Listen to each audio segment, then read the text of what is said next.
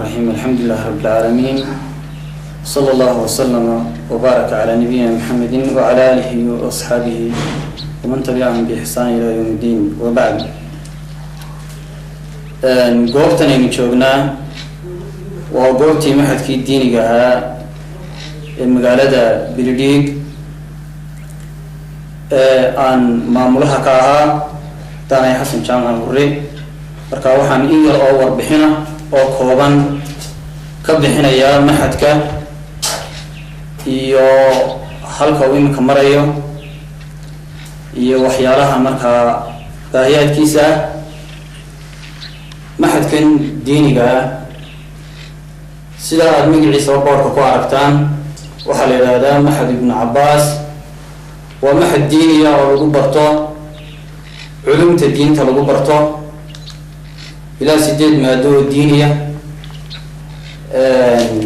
إيا لغو برطا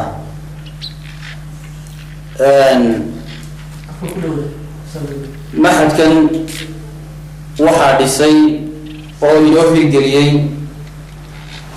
ولا عليهنا شالية غير يوكي jecel ee danaynaya horumarka waxbarashada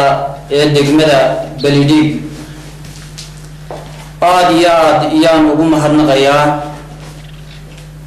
waan ugu mahadcelinayaa waxa rasuulku yiri sallallahu alayhi wasallam qofka aan dadka u mahadnaqini ilaahayna uma mahadnaqo sida awadeed خيرك وناكسن قبتين آديان وقم هرنقيا وحان ليا هاي وحر قبتين شيء وناكسن أو خيرة يا قبتين وحان لبحدين صدقة شارية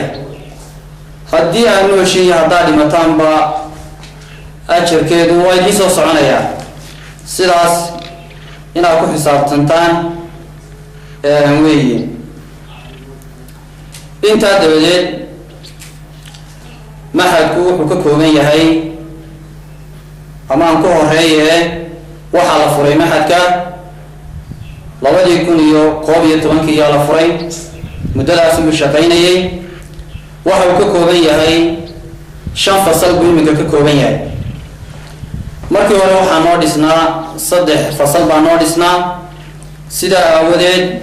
waxaan ugu talagalnay ardaydu inay kaga qalin jabiyaan 3 sano markay dhameystaan inay ka qalin jabiyaan yaan ugu talagalnay maadaama ay fasaladu ay ugu yar yihiin waqtiga isaga ah laakiin falilahi alhamdu sanadkii imika ina dhaafay 2013